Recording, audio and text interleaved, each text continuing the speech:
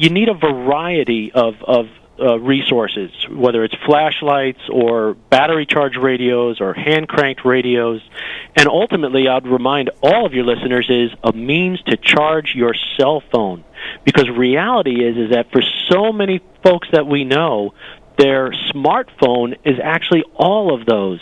They even have apps for phones that let it serve as a flashlight or let it bring in radio stations.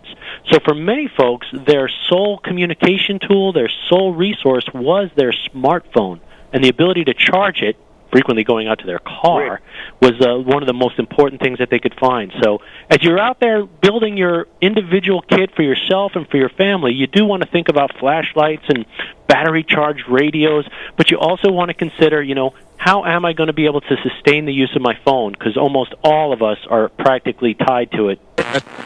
Just real quick, my sister was driving down the Massachusetts Turnpike. Yep. Is that what it's called? Mm-hmm. She lives in New Hampshire. She was coming for a visit just this year. And as she was driving under the underpass on the highway, a snowplow truck was plowing one of the overpasses, a bridge.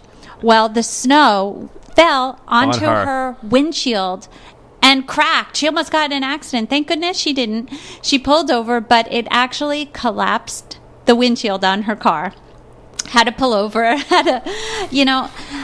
That's unreal. It is. That's unreal. Scary. So I get and to contrast to that, I get annoyed that after I've shoveled the entire driveway, the snowplow will come by and create that berm like at the end of the driveway. Yes, after you got all finished. Of course, and now I might as well just not finish because I know they're watching me. But I've never seen that before. Where if you're going under an overpass and the snow is being plowed, coincidentally strikes your windshield. That's awful. Yes, Was she okay?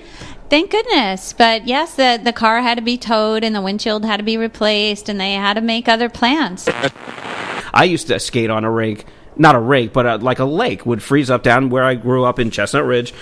And I can't believe, looking back on those days, that we actually did that, because it's not as if we waited for some official to come by and plant a flag and say, yeah, it's okay to skate here. What we would do, and I don't recommend this for anybody out there, is we would take the biggest rocks we could find and throw them as high as we could, and if they didn't crash through the ice, we figured, okay, it's safe enough for us to skate. Again, I do not recommend that by any stretch of the imagination.